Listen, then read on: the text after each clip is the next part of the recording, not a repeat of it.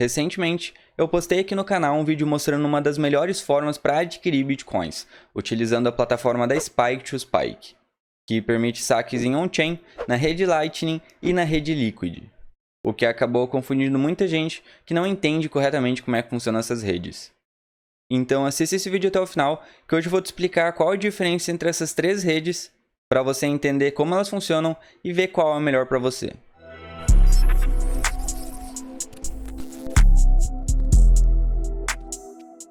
Olá, seja muito bem-vindo a mais um vídeo. E hoje eu vou falar um pouquinho sobre as diferentes camadas da blockchain para você entender basicamente como algumas das principais funcionam e identificar qual é a melhor para o seu caso. Então já deixe seu like e inscreva-se no canal caso ainda não seja inscrito, que isso me ajuda muito a trazer esse tipo de conteúdo. Então, sem mais delongas, começando pela rede on-chain, que é a rede base principal do Bitcoin, para explicar num conceito mais simplista para quem está chegando agora nesse universo de criptomoedas, a rede on-chain é a camada principal, é a blockchain do Bitcoin, é realmente o alicerce fundamental. Então, basicamente, trabalhando com um trilema da blockchain, né, que a gente vai possuir numa rede, no entanto, somente duas das três características, ou descentralização, escalabilidade ou segurança. Na rede on-chain, no caso, a gente vai ter a segurança e a descentralização. Só que a gente acaba não tendo essa escalabilidade. O que é a escalabilidade? É poder fazer bastante transações, né, com uma velocidade muito alta e pagando um preço muito baixo. Só que, consequentemente, né, compensa pela descentralização e pela segurança. Existem essas subcamadas, né, como eu vou falar mais pra frente, que elas vão acabar tendo menos descentralização e menos segurança, só que elas vão fornecer mais escalabilidade.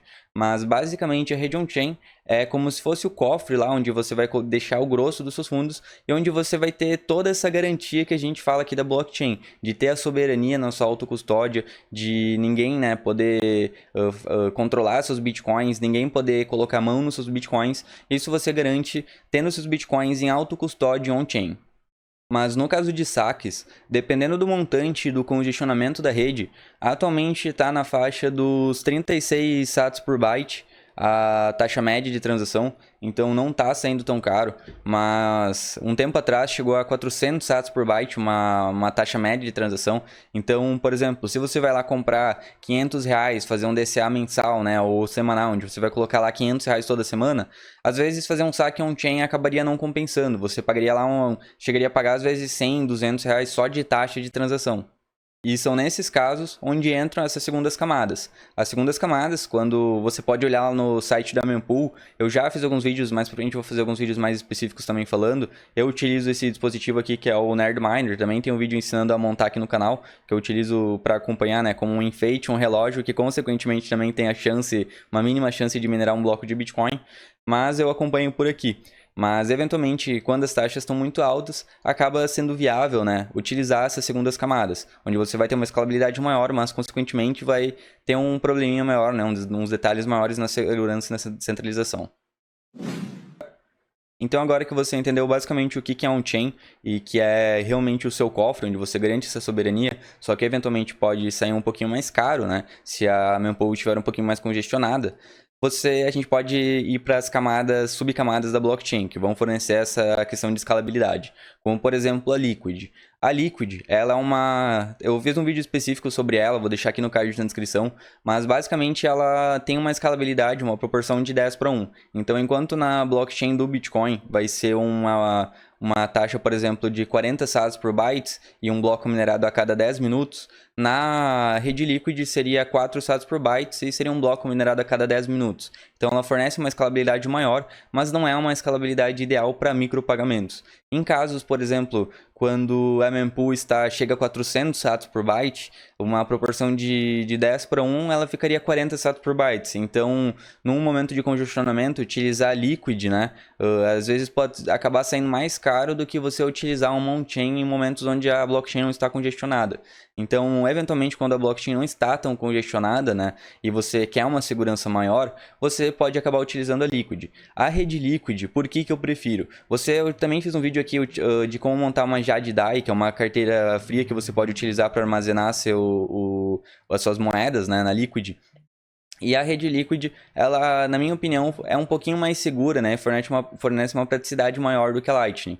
A Lightning, caso você queira garantir realmente que você tenha custódia dos seus fundos e etc e tal, você vai ter que abrir canais, você vai ter que eventualmente rodar um node, e isso, dependendo do caso, acaba dando um trabalho mais. A rede Liquid depende de uma rede de federados. Ela também tem alguns outros detalhes em questões de privacidade. A rede Liquid não exibe valores que estão sendo negociados dentro dessa rede, e também ela não exibe o ativo que está sendo negociado. Ela é como ela é subcamada, né? Ela não é um fork do Bitcoin. Ela funciona para vários outros ativos. Você pode utilizar, por exemplo, na Liquid dólares sintéticos, né? Então ela fornece essa praticidade e essa privacidade um pouquinho maior. Além de que na Liquid você também pode fazer os pegs, né? Que você vai ainda tirar os rastros desses ativos posteriormente, já que você consegue, né, fazer esse processo, onde eu falo um pouquinho mais no vídeo que eu fiz específico sobre a Liquid. Então, no caso da Liquid, eu tenho uma confiança com ela maior do que na Lightning. Na Lightning eu tive bem mais problemas com transações. Já cheguei a ter transações de 10 milhões de sats congeladas na Lightning. Então, realmente, na Liquid eu nunca tive nenhum desses problemas. E também, como é para curto prazo, né? Óbvio que eu não vou deixar e você também não deve deixar um investimento de longo prazo nessas subcamadas. Elas fornecem essa grande praticidade.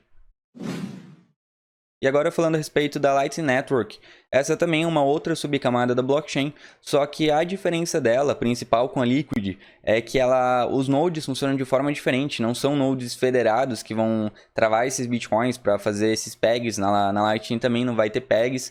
Então, basicamente, vão ser pessoas que vão criar nodes, colocar bitcoins, bem simplificadamente, deixar bitcoins lá travados para fornecer uma determinada liquidez para essa subcamada.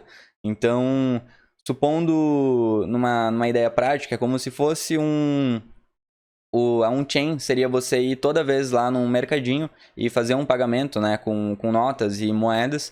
E a Lightning seria você ter uma caderneta onde você vai assinando tudo isso e no final do mês você vai lá e indexa tudo isso a conta e vai lá e paga de uma vez.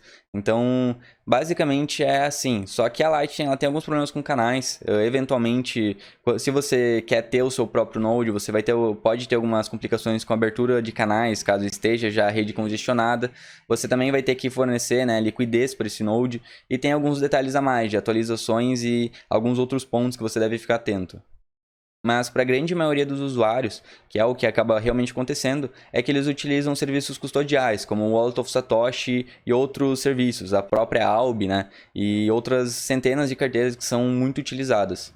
Só que, consequentemente, not your case, not your coins. Então, se você não tem as chaves privadas, né? Igual, como por exemplo, você tem até na Liquid essas chaves, você não tem na Lightning. Então, consequentemente, esses seus ativos estão na mão de outra pessoa. Então, você corre o risco de, consequentemente, tomar um rug pull do Wallet of Satoshi. Não é uma coisa que provavelmente aconteceria agora, né? Que o mercado ainda está crescendo. É uma coisa que poderia acontecer bem mais para o futuro, né? A não ser que tenha um hack, alguma coisa. Também tem esse risco de hack, esse servidor, né? Ou esse node ser hackeado e esses fundos serem perdidos.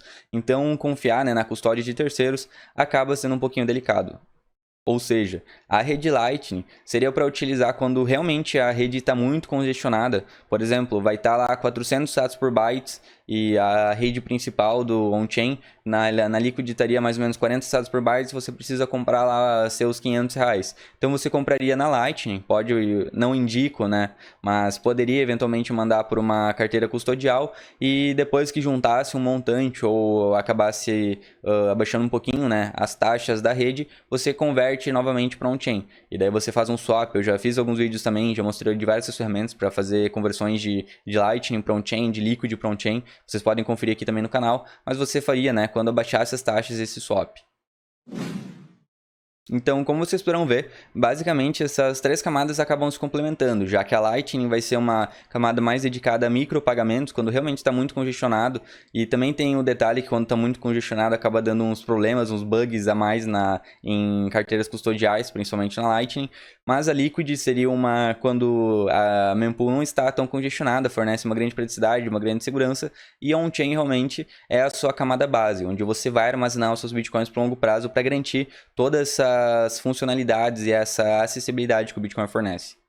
E se você gostou desse vídeo e quiser contribuir com o canal para me ajudar a trazer conteúdos cada vez melhores, você pode também doar diretamente por aqui, doar alguns satoshis e também fazer algumas transações de testes. Vou deixar um QR Code da Lightning e um QR Code da Liquid passando aqui. Então, caso você queira também fazer alguns testes, fazer os seus primeiros envios, vocês podem testar diretamente doando aqui para o canal e contribuindo com esse canal.